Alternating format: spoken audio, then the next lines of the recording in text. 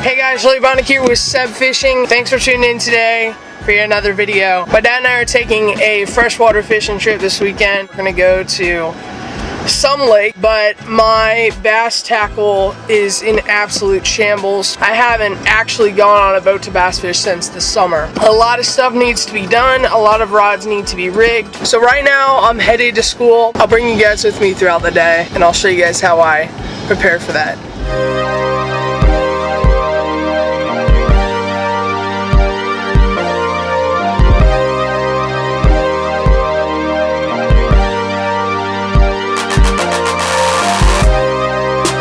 Alright, so I just got out of class. It's 11:50. I'm gonna go get lunch and then I'll take you guys home and we'll go and rig some rods and get some tackle ready for Saturday.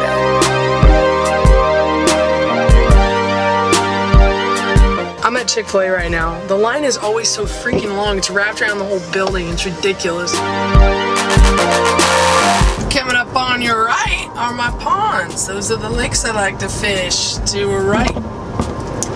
And then to our left.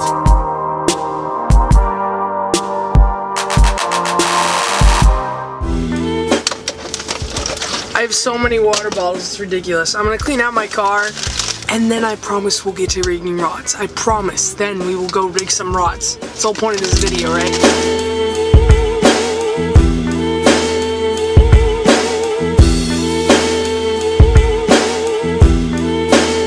I'm officially home. It's good to be home.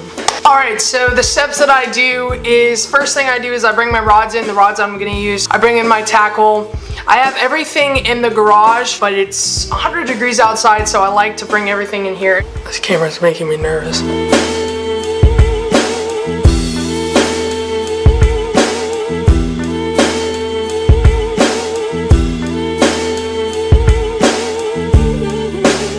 So I brought all my rods in. They're all in shambles pretty much. So you can see a lot of them have barely any line on them. We're gonna get this back up and running and we'll get them rigged up. I don't have to go get all the tackle and all the boxes. Dude, everything needs to be in green.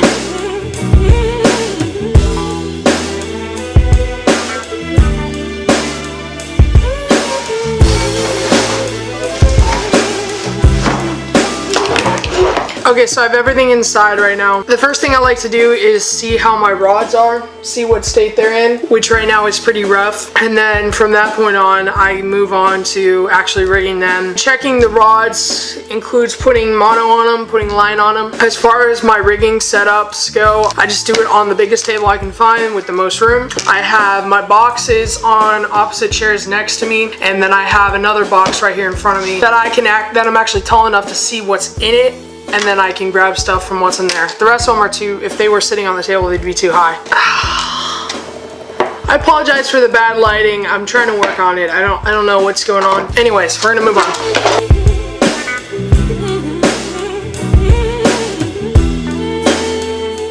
I think there's a good chance we'll be fishing Lake Kissimmee. So I think if I have to re-spool any of these rods, I'm just gonna spool them up with like 30-pound tests, 40-pound tests.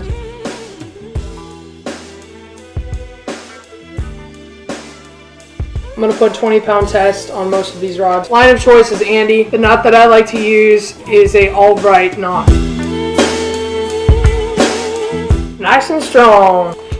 Now all I have to do is put on a lure for this rod. Like 13 more to go. One thing I like to do, I'm not sure if you guys do this, but if I have any scraps from rigging, like for say I just clipped off a crankbait with a short leader, any lures that I'm taking off my rods from previous trips, I like to just go ahead and throw them over in a pile, and that way I can put them away at the end and nothing gets lost.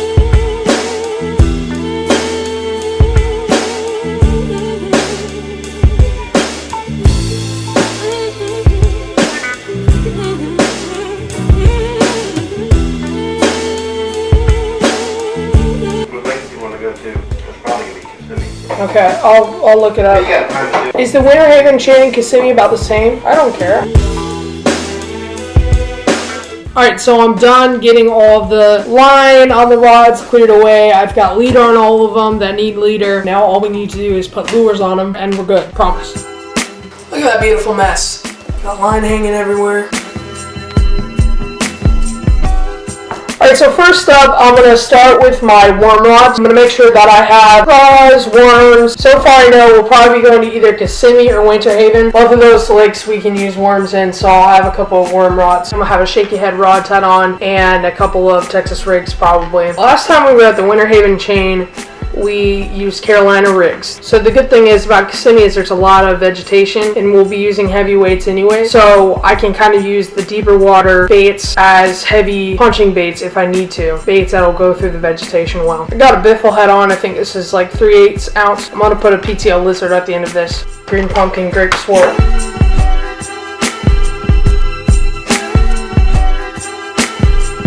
I think I'm gonna put a Texas green jig at the end of this guy.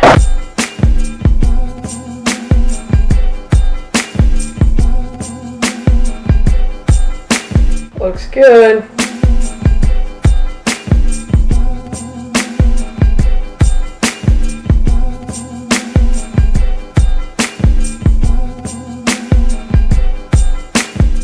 Alright, so we finished up our soft baits. Now I'm gonna head over to our hard plastics. This rod, I'm gonna go ahead and put this topwater bait on from earlier.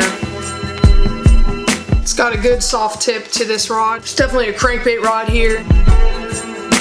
I'm gonna put a 1.5. 1.5 is a good general size. If you're thinking about a square bill or a crankbait, I'm gonna go with a chartreuse black splatter back. 1.5 by Strike King. This is definitely a favorite for me. I'll always be using Strike King square bills. This is the rattling one too. Next up is a staple for me, which is a spinnerbait. Love, love, love spinnerbaits. I can always find a time to use them, and I've caught fish in every single lake I've gone to with a spinnerbait, so it's a must-have for me now. Got a lot of options. I always tip it off with a PTL grub. Looking good. Next up, we've got a deep diving crankbait, or a deeper diving crankbait. We'll use these especially if we go to the Winter Haven chain. We got some good offshore markers, good spots. I'm gonna go with a size 4. Strike King, of course. And this will dive 5 to 6 feet. Sexy Shad Keller.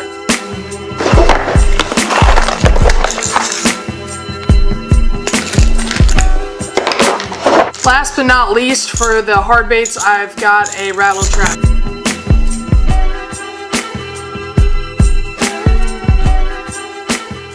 So the bait casters are done. I'm gonna move on to the 2 spinning rods I have left. My dad and I make sure that we each have a spinning rod that we can use for one of our staple lighter lures that we like to throw, which is actually a weighted Texas rig. I know I showed you guys this rig before, but just a typical owner weighted worm hook with either a Senko or a fluke style bait is actually one of our favorite lures to use for bass. We found that it works everywhere. It's also an excellent search bait. You can work it fast or slow. I like to use a white color for these.